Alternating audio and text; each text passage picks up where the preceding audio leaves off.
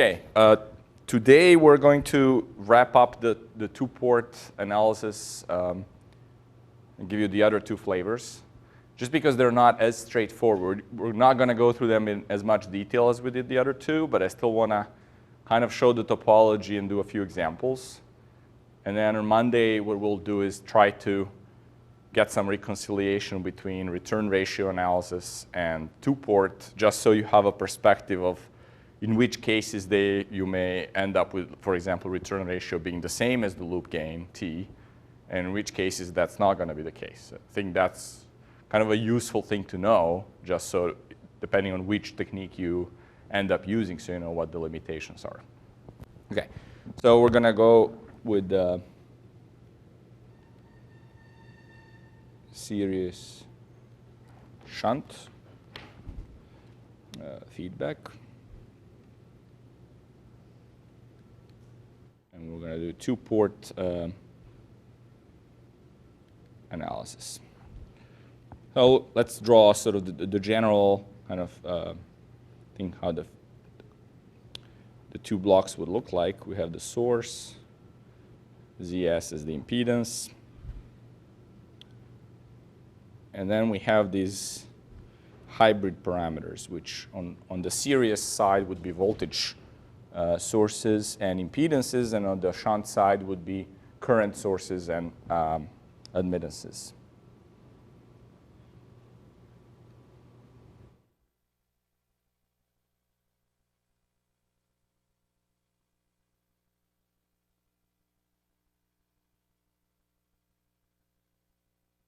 So this is the feedback.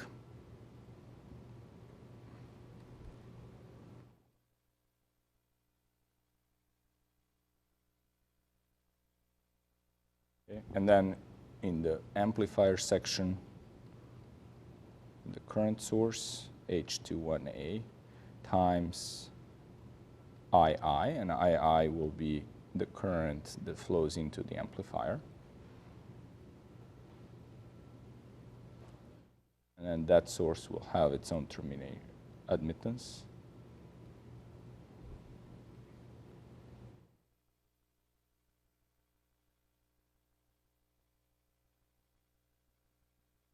We have Y load, which is the admittance of the load. And VO will be defined across the load. And then we're going to sense that V out and push it into the feedback network, which again will have the feed-forward current component, and then we'll have some impedance, admittance. Okay, and then so this piece over here will be the feedback network.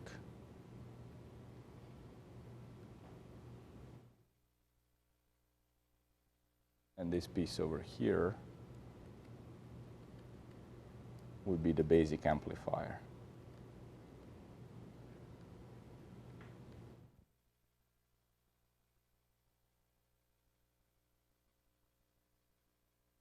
Okay. Now, we can do the same thing that we did kind of the last time, or last two times, and kind of write out on this side the loop around the VS, and then here on the other side, we're going to get the current summations. So so we're going to write VS is ZS plus H11A plus H11F.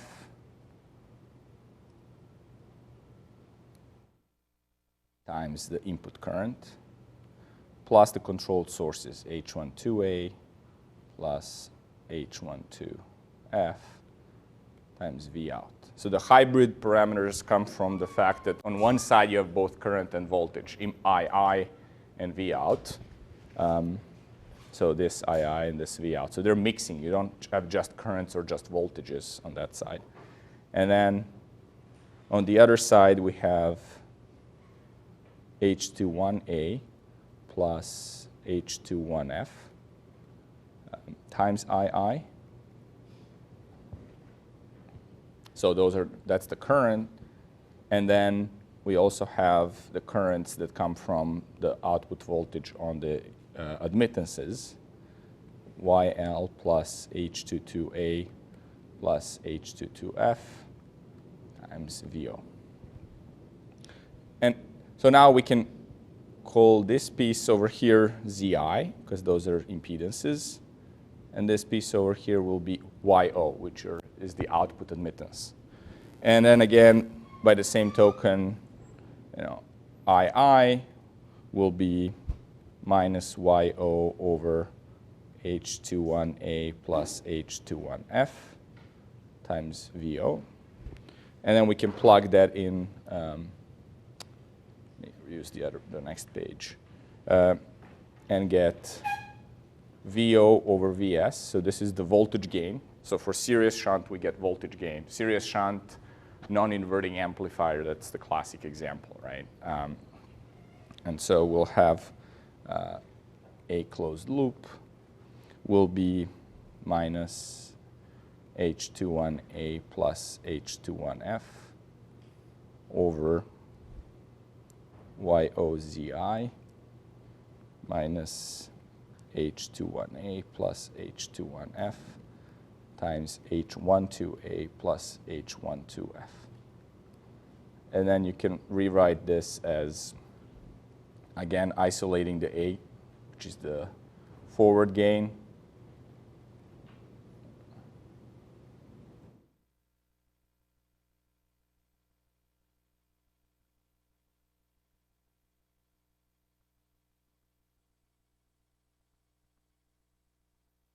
And then the feedback component.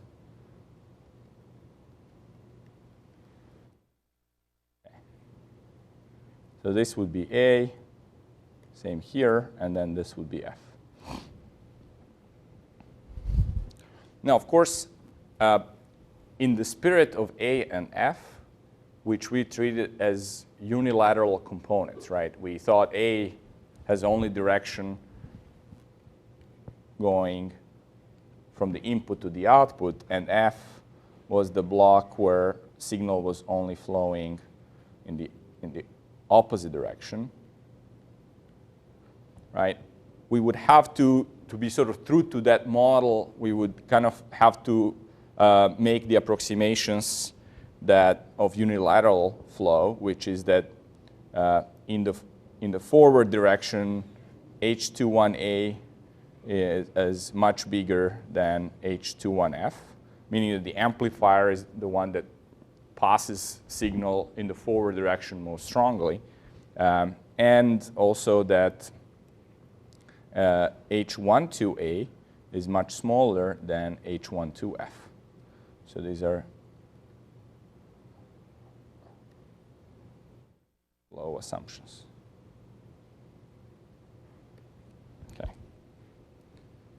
So with that, you would get that A is then just minus H21A over Y0ZI. And then F is just H12F.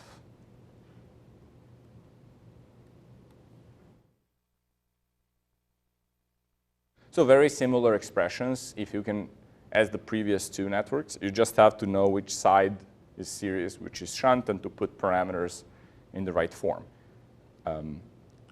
As we'll see later in the examples, you don't necessarily always need to do this. Only if, while you're kind of practicing very early on, you want to make sure that you understand the topologies. But often you can just analyze the feedback network and then calculate F and then calculate A on the path, and you'll be done pretty much. And so we'll do it also like that.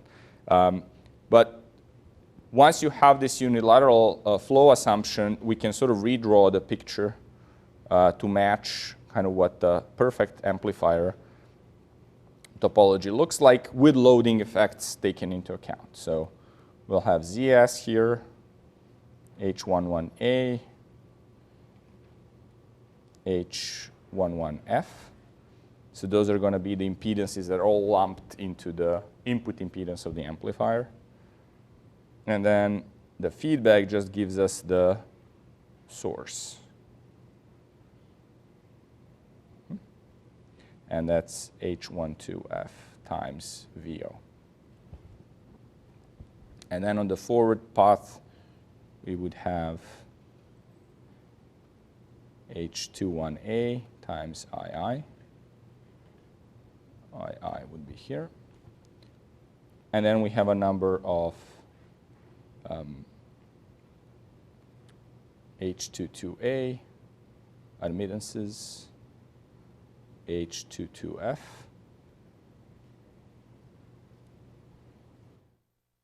YL. And then the feedback. And the feedback in this case would be just open. Notice that we neglected H21F and also H12A. So those controlled sources are out of the picture. So this model is unilateral, A and F, right?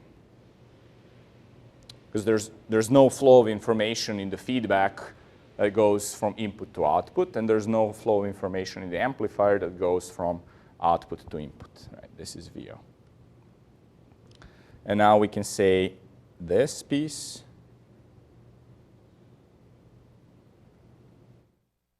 is the new amplifier. And this piece over here is new feedback network.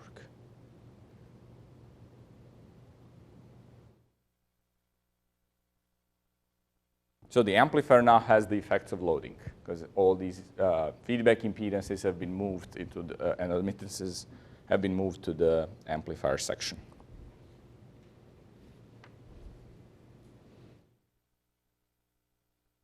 Now, what you see here is ZI. And then, again, what we have is, and also like here, what you see is YO as the sum of all the admittances. And then, of course, the capital ZI is just small zi. We can maybe call this ZI amplifier, right? And then YO amplifier. Times 1 plus T, and then ZO would be ZO amplifier over 1 plus T, or since we have the admittance, be YO amplifier times 1 plus T. Right. Okay, so let's do an example.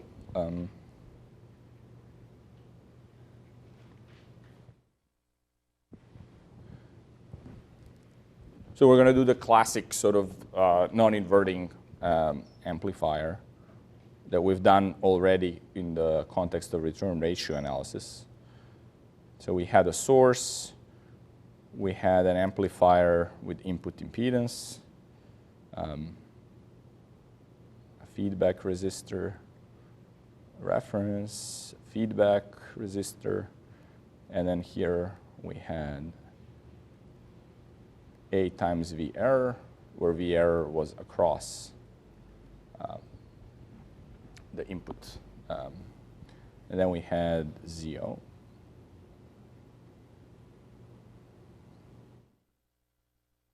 Feedback, this is V out, and we can load this with some load impedance as well. So this piece over here was our, this is sort of the amplifier block, right, with like plus minus terminals.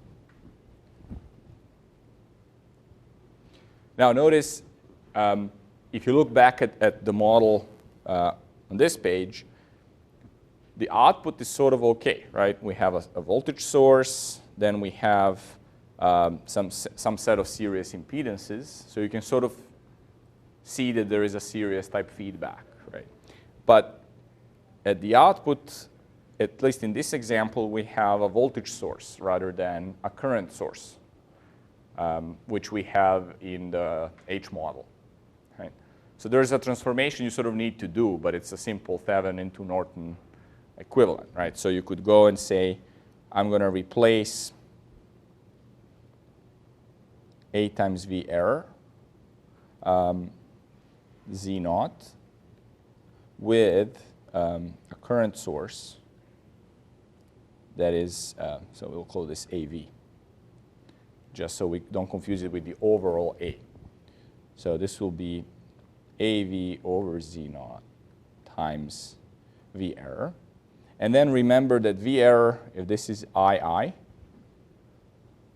so V error will be equal to ZI times II. Right, so I can rewrite this source to be then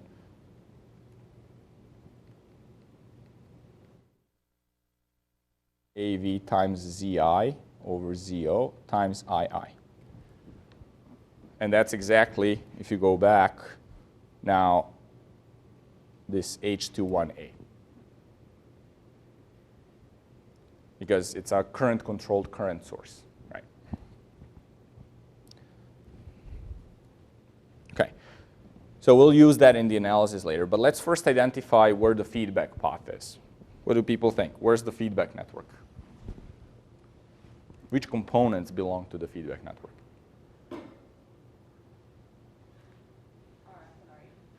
Okay, so how would you draw the feedback network around this? If we look at the output, what feeds back?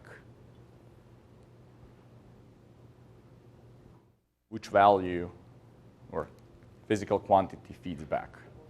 Yeah, so VO feeds back, so we can say, okay, let's say that's this wire coming down, so it brings the potential. So the feedback, let's say, can start here.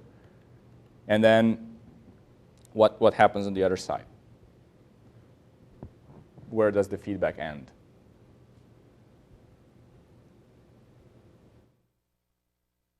What does the feedback supply to the input? Okay, supplies the current. So if we draw it like this, essentially through this port, you will be getting the current, right?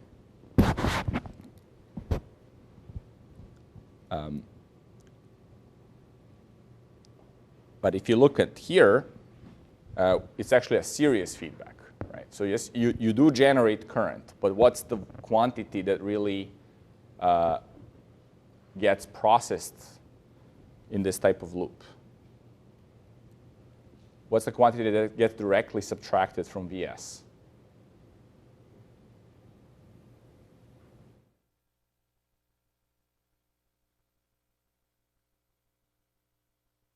It's this controlled source, right? That's a voltage source. Since it's series,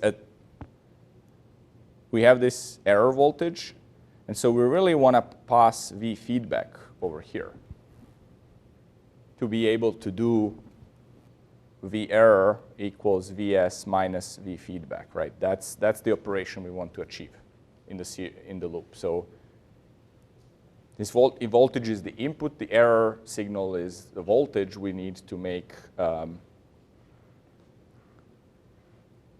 that same voltage be subtracted from the feedback, right? So the feedback accepts voltage, produces voltage.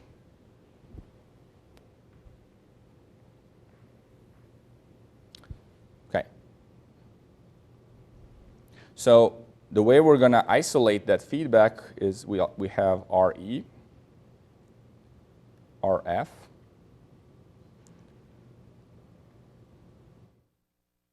so these are essentially the ports between these two ports and ground are the two ports of the feedback network that we're analyzing.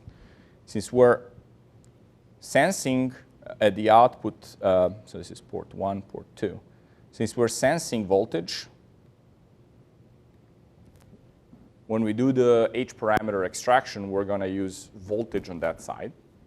And then on this side, we want to measure voltage, but what is going to flow in the forward direction is the input current that goes all through the series loop, right? So we're going to stimulate that side, the series side, with the current that drives through the series loop, right, through this loop. Okay. So H22F,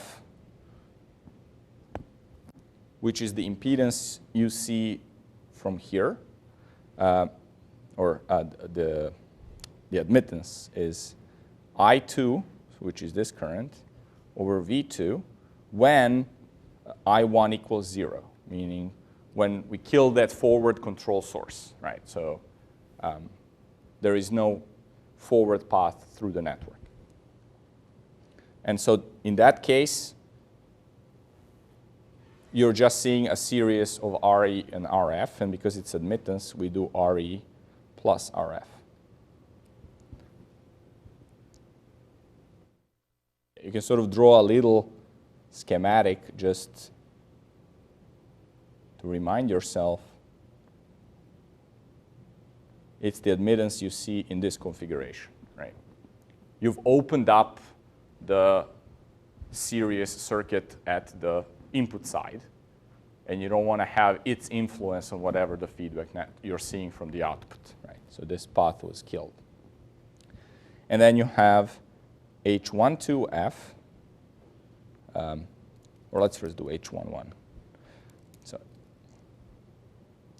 H11F will be, since that's the impedance, will be V1, so this is V1, over I1 when V2 equals 0. Right, so we're nulling the effect of V2 essentially on this source over here, and we just want to extract H11F. So in this case, it would be RE in parallel with RF. A little cartoon for that would be that we have RE, RF, and then we're zeroing this side because of a shunt at the output. Right? And then we're looking at the impedance from here. And then we have the H12F, which is our feedback controlled coefficient. So that's F. And for that one, we're looking at V1, which is this quantity we want to apply to the series input feedback, over V2. That's the voltage we're sensing from the output. And that is for I1 equals 0. So when the feedback is not loaded with anything, so we just want to see what's the feedback circuit producing, right? And that is going to be RE over RE plus RF. That's the voltage divider, right? And a little cartoon for that, again, is you're measuring V1, RF, and you're applying V2 here, right?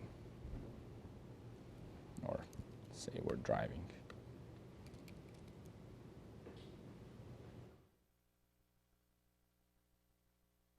So that's the feedback you're measuring. And we've cut the circuit here because we've sort of opened that series loop that's on the input side.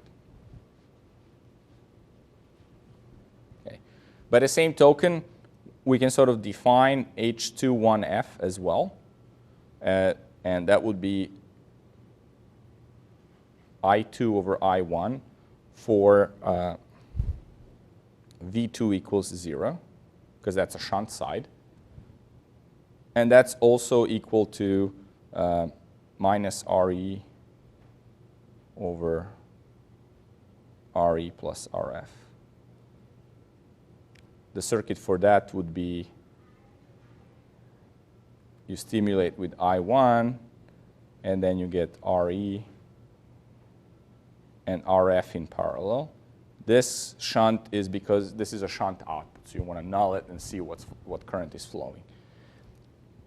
Again, this is kind of the same size as the feedback, but remember that you shouldn't compare these two. You should compare H21F to H21A. And H21A is this, right?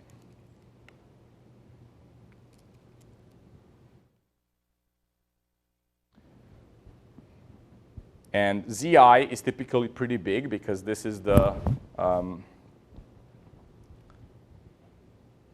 voltage input of the amplifier, and then Z out is going to be relatively small. AV is going to be very big as well. So H21A should definitely be much bigger than H21F, okay, which is actually less than 1. Right? So because of that, we can sort of ignore that component. So much bigger than H21F.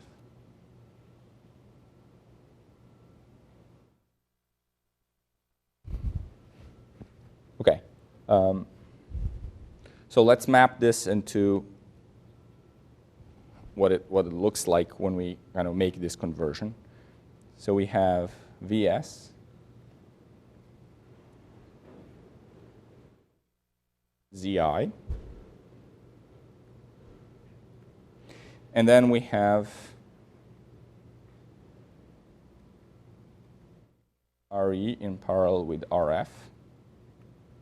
Notice that that was our H11F, right?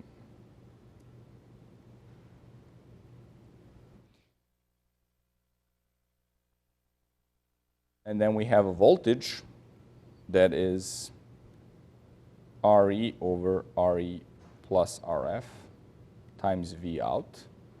And this piece is our H12F.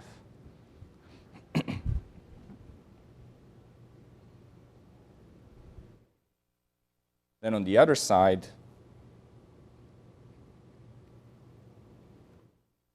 we have, okay, let me just make a correction here.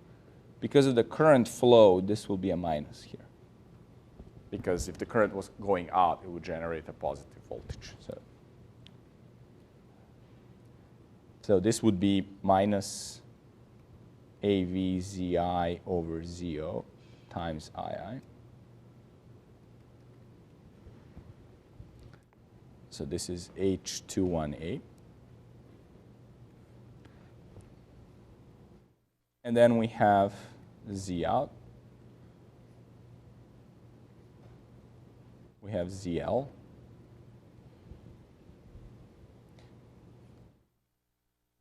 And then we have RF plus RE.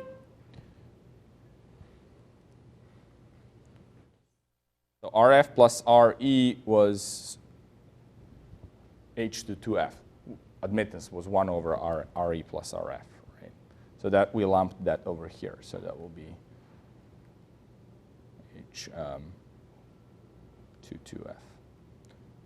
This would be 1 over H22A, right? And this is ZL. So it's exactly kind of now mapped into what we had in our two-port hybrid model. And then this would be V out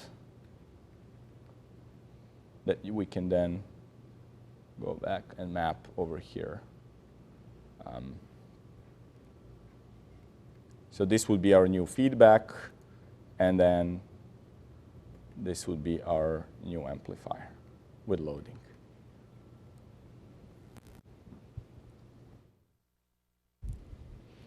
And then we can write, we know for A is minus H21A over YOZI. In this case, because this is ZI, I'll write this as Z in, and this Y out. So it will be minus, we have minus AV ZI over ZO, and then here YO will be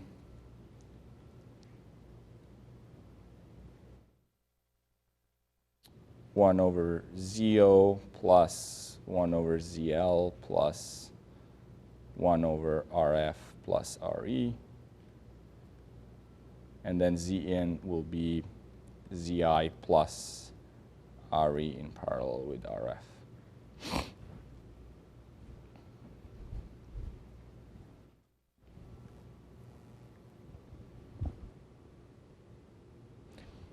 If you go and kind of massage this a little bit, what you're going to get is something that looks like this. Zi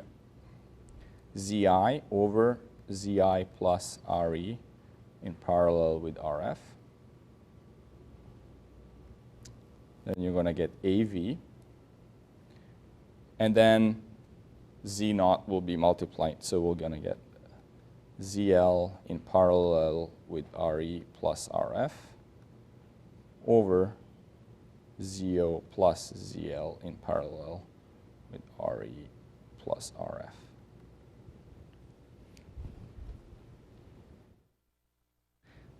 The reason why I'm putting it in this form is that you can see we can get usually this type of form directly without going to map into this type of two-port model. Okay, so so this is what you're going to get in practice. Okay, how you're going to get that? Well, you would go and say, okay, I have a VS here, and it goes into Zi. And now I'm just looking at my network. My network was Re and Rf, right? And for me to figure out the loading on the input, because the output is voltage being fed back, the output is shunt, I'm just going to null this port over here. Right? So what I'm going to get is Re, and then I'm going to get Rf that has this shunted. This is because shunt at output. Right? And then I'm going to have Av. I don't even need to, so this is VE. I don't even need to move it into two-port. Or a current output equivalent, Norton form. I can just keep it in this form. And then just say, okay, what's at the out? So there's ZL here, and then the feedback loading is coming down. I'm seeing Rf.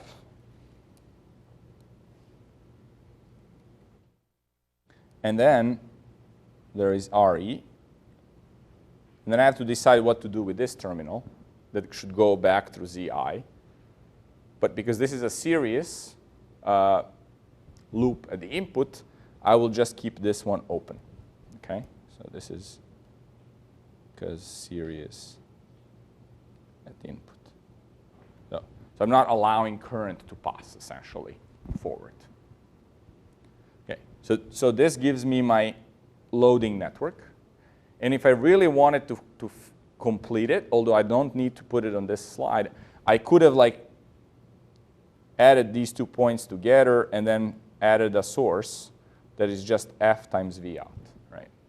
Where I calculate F separately from as H12F. Right? So from this network, I can calculate F separately as H12F, right? This is the voltage when I apply the source here. So this is F times VO. Right. But for all intents and purposes, because I know this is happening, I don't really need to put it here. So this will be my network for calculating A. Right. When I'm calculating A, I don't look at the effects of feedback.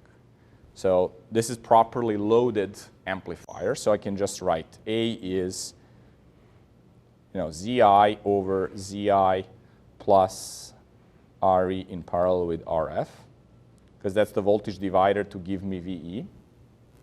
And then I have Av times VE. And then I have a voltage divider between ZL in parallel with Re plus Rf and ZO with that impedance, right? That's it. So it's the same exact expression, right? So this is how you would normally do it in practice. But having done it once through the suffering of two-port, you kind of understand where things are coming from, why that is that topology. OK. Now, again, Zi, in this case, Zin is Zi plus Re in parallel with Rf. And then I'll write it just as Z out, but ZO in parallel with ZL in parallel with Re plus Rf. You can also write this as Y out, same deal. And then Zi is Zin 1 plus T, and ZO is Z out over 1 plus T, because it's shunt. T you can get from this A and from this F, right? And OK, we'll just write that this is this, right? So that's the whole thing. Let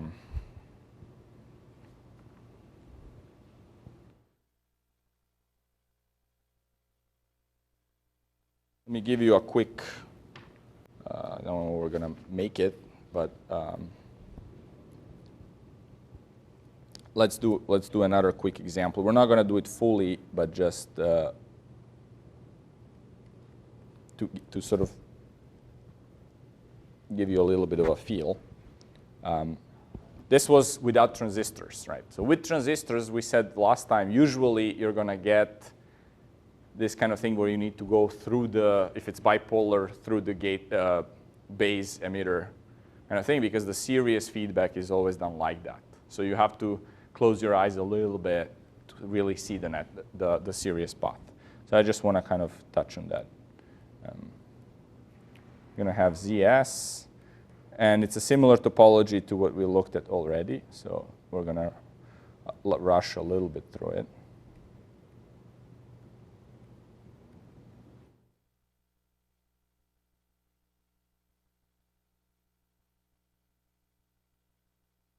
RL2, and then just in this case, we're not really getting anything through the collector, but we're feeding back. We're feeding back through the emitter and also taking the output through the emitter. So this is going to be our VO, and then here is going to be RF. So notice from the feedback perspective, nothing really changed here from the last time when we looked at series, right? It's just that the feedback became series shunt because we're now taking the V out directly into the feedback loop rather than before taking the current, right? Because output was on the collector side.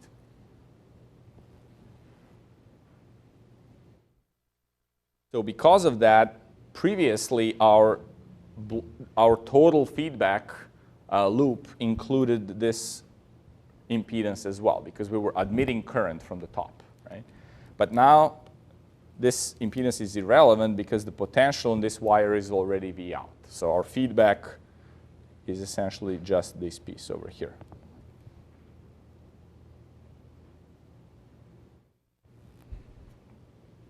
So again, now we're going to do kind of what we normally do in practice. I'm not going to totally map it into the two-port. Just say, OK, to calculate A, what do I see in terms of the loadings on the amplifier? So we have VS, ZS, transistor Q1. And then here I see RE. And then I see RF. And then what should happen to this side? Leave it floating or tied to ground? Why? Yeah, so the output is, so there's, the voltage is driving, output voltage is directly driving this node. So it's a shunt connection. So we're going to, because it's shunt at output. OK. And then this goes through its own path, and then we hit Q3. Then Q3 comes down. You have now to figure out what's the loading on Q3. So we have ZL, that's what we had normally. And then what happens with feedback? So we have RF and RE. The question is, what happens with this terminal that goes toward Q1? Does that? That's now open. Why? Yeah, so because the input, there's a current flowing through that circuit, so we're going to cut the impact of that out. I guess input series. Okay, so now we get the amplifier, and we can go through the normal inspection analysis to essentially get us the total gain, A, including these guys. Now, to calculate F, we only need to look at, again, this circuit that we've already analyzed before, right? Port 1, port 2. We'll apply V2, and on this side, apply I1, right? And so we already know the answer that F here is RE over RE plus RF, right? Because we're measuring V1 when stimulated by V2, and this is open.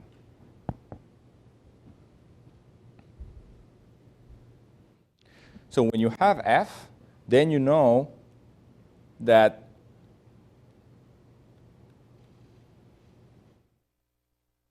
you would have something like this, RE in parallel with RF. That would be your feedback impedance, H11F. And then your feedback would be here, F times VO. Right? But we already did this trick where, so there's ZS here and VS here. Because this source does not depend on this current, right? We can move it around the KVL loop, and it's not going to affect anything, right? So we can take this source and move it up here, and then we have VS, we have this voltage source, F times VO, and then we have the other thing, the whole amplifier. So that's how we know, that this voltage over here is truly VS minus FV out. So our feedback works, right? And this indeed is the series feedback at the input. Okay.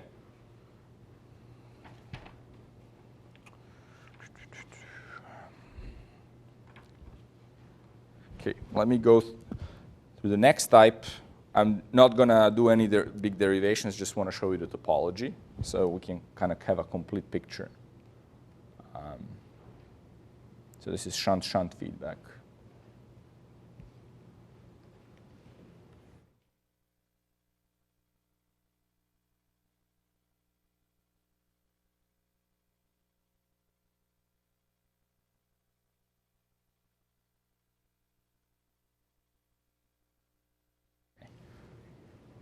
So we're going to have Y source.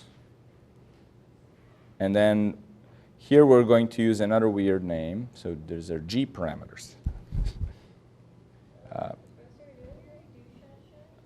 Excuse me? Sorry.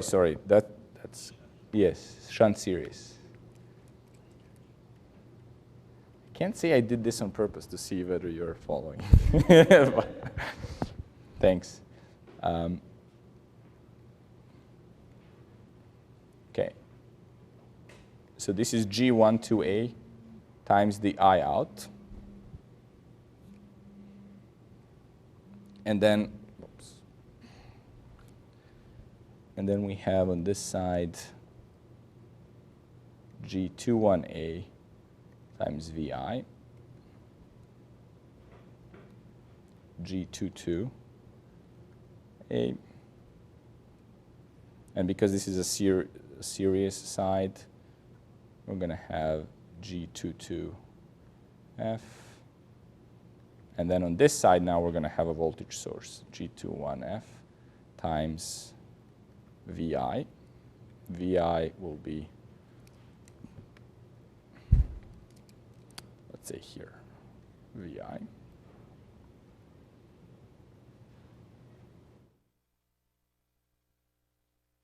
We're going to have the load, and then we have the output, which current, which is the quantity that sort of circulates around the series loop. And then here we're going to have the typical shunt thing, where now it will be G11F and then a current source, G12F times IO. So again, this piece over here will be feedback, and this piece over here will be the amplifier.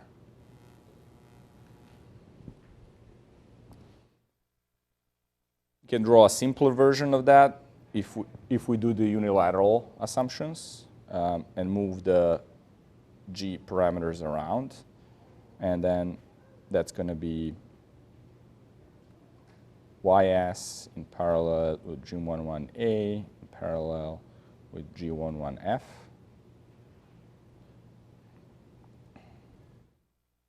Connected. And then on this side, we just have the voltage source, G21A VI. VI will be here. And then here we're going to add all the impedances, G22A, G22F, and then ZL.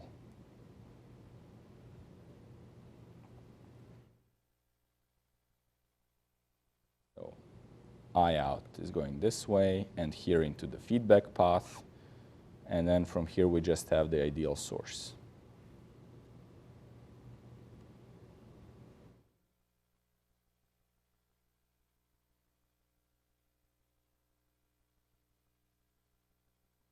IO. So this is our new feedback.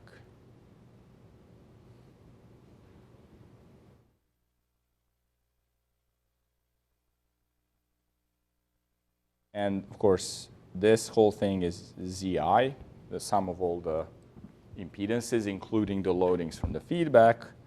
And we can call, sorry, this is ZO. And then this will be YI, which is the input admittance. Now, in this situation, our F would be really G12F, right? And then A, I'm just doing it for this unilateral. So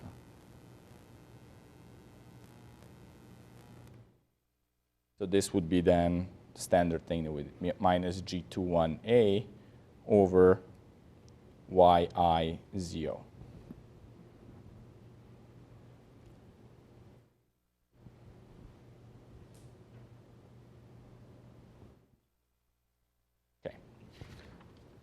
I think we can do a quick example, and then I'll let you go.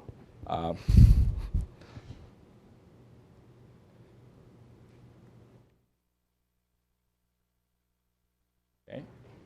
Example, we have IS, and then Norton admittance, and then here we have Q1, RL1 that goes into Q2, goes into ZL, and this is I out. But then, since we have a series at the output, we're back on that side to kind of what we did in last class. So we need the resistor to admit it, and then RF. And then we're feeding back the current to get subtracted, so this is I feedback, from the input. Right. So in this case, the quantity that we're feeding back or sensing from the output is not quite IO, but it's IO over alpha 2. just like we had previously in serious output. There was 3 stages. It was I over alpha 3. And then here we're passing the I feedback into this summation node. So this part over here is shunt. Right. So the feedback the feedback block would look something like this.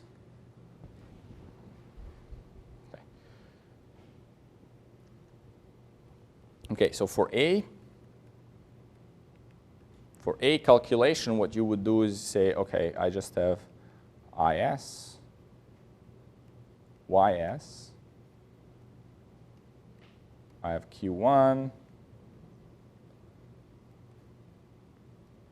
RL1, Q2, ZL. And I'm trying to figure out what's the loading. Well, from here I have RF, and then I have RE, and I need to decide what to do with this terminal. What should I do? Short it to ground or keep it open? Why? Yeah, because I was trying to sense current, right? Current was the quantity, so I'm killing the thing I'm trying to sense by opening the circuit, right? So this is because output series. Okay, and the same thing here. I have RE, and then when I go into RF, I need to know what to do with this terminal over here.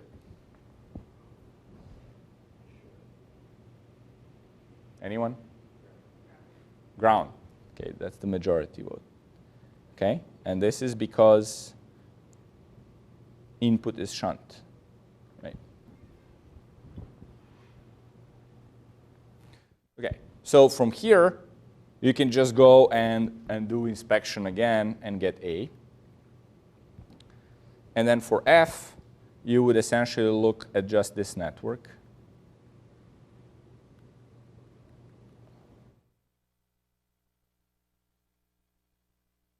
And then, since we are sensing current, right? We're sensing current, and then we're measuring what current that's inducing in as the feedback, right?